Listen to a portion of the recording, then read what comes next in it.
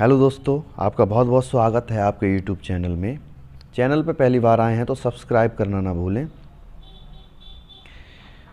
CTET तथा TET की शिक्षण विधियों से संबंधित प्रश्नोत्तरी की सीरीज़ चलेगी।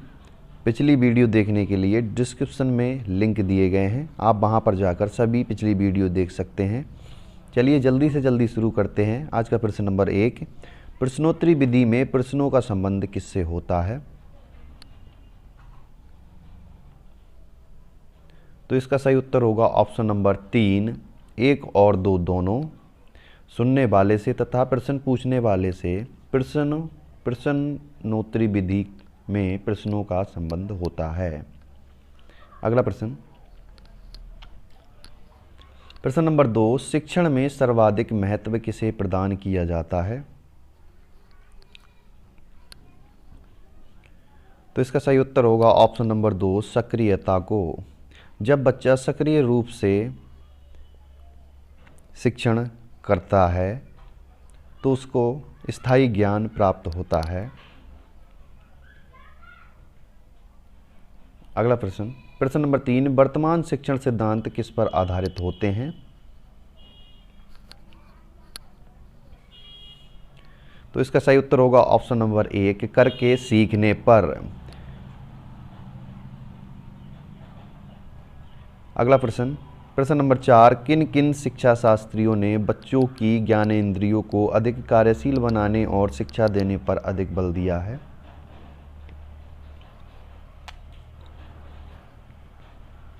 तो इसका सही उत्तर होगा ऑप्शन नंबर 4, ये सभी। रूसो, ड्यूवी तथा मॉन्टेसरी सभी शिक्षण शास्त्रियों ने बच्चों की ज्ञानेंद्रियों को अधिक कार्यशील बनाने और शिक्षा देने पर अधिक बल दिया है। अगला प्रश्न, प्रश्न नंबर 5, सक्रिय विधि किस विधि के अंतर्गत रखी जाती है?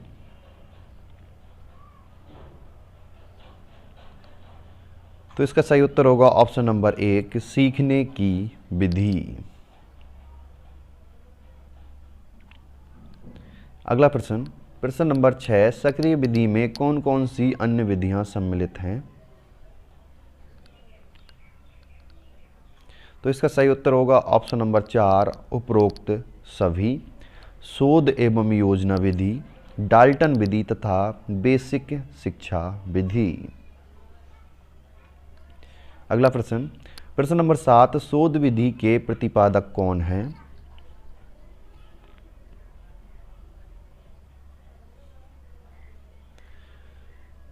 तो इसका सही उत्तर होगा ऑप्शन नंबर 1, आर्मस्ट्रॉन्ग। शोध विधि को अन्वेषण विधि भी कहा जाता है तथा ह्यूरिस्टिक विधि भी शोध विधि का ही दूसरा नाम है।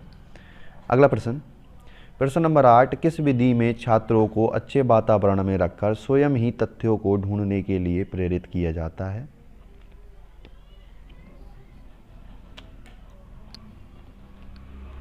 तो इसका सही उत्तर होगा ऑप्शन नंबर 1, शोध विधि।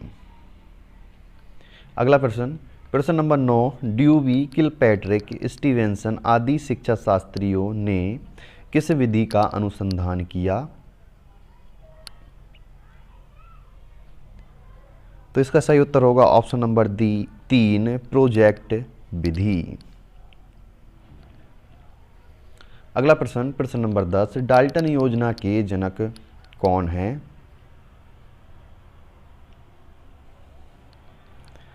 तो इसका सही उत्तर होगा ऑप्शन नंबर 2, डाल्टन योजना के जनक हेलेन पार्कहर्स्ट हैं। अगला प्रश्न, प्रश्न नंबर 11, कक्षा शिक्षण के दोषों को दूर करने के लिए किस विधि का आविष्कार किया गया?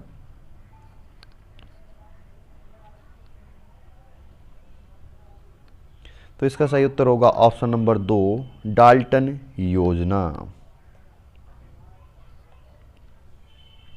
अगला प्रश्न, प्रश्न नंबर 12, बेसिक शिक्षा के प्रतिपादक कौन हैं?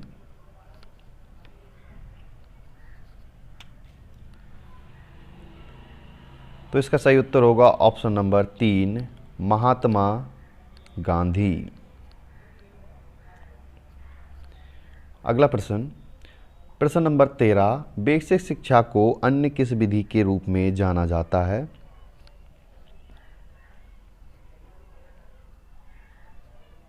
तो इसका सही उत्तर होगा ऑप्शन नंबर 1, वर्धा योजना।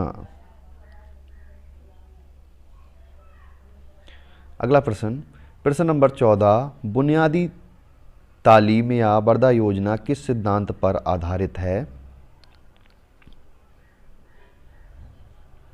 तो इसका सही उत्तर होगा ऑप्शन नंबर 2, हस्त कौशल शिक्षा। अगला प्रश्न, प्रश्न नंबर 15, शिक्षण को प्रभावी बनाने के लिए किस कौशल का प्रयोग किया गया है? तो इसका सही उत्तर होगा ऑप्शन नंबर 2, शिक्षण को प्रभावी बनाने के लिए पुनर्बलन कौशल का प्रयोग किया गया है।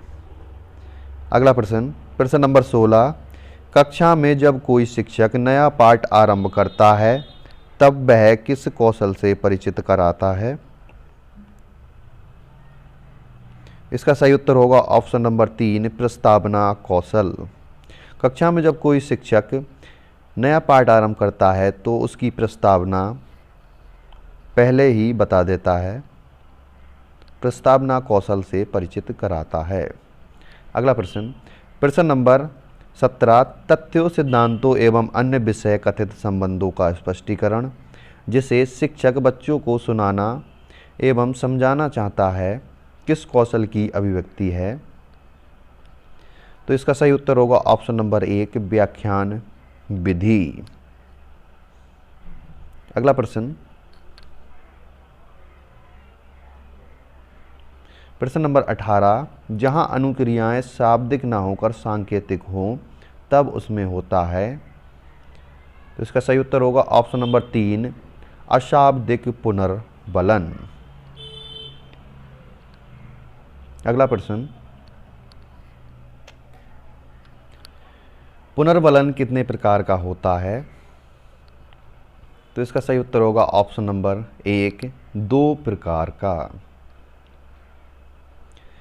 अगला प्रश्न, प्रश्न नंबर 20, उद्दीपन कौशल के 2 प्रमुख घटक कौन कौन से हैं? तो इसका सही उत्तर होगा ऑप्शन नंबर 4, 1 और 2 दोनों, शारीरिक संरचना तथा हाव भाव। अगला प्रश्न, प्रश्न नंबर 21, दृष्टांत कौशल कितने प्रकार के होते हैं? तो इसका सही उत्तर होगा ऑप्शन नंबर 1, 2 प्रकार के। अगला प्रश्न, प्रश्न नंबर 22, प्रस्तावना कौशल क्या है?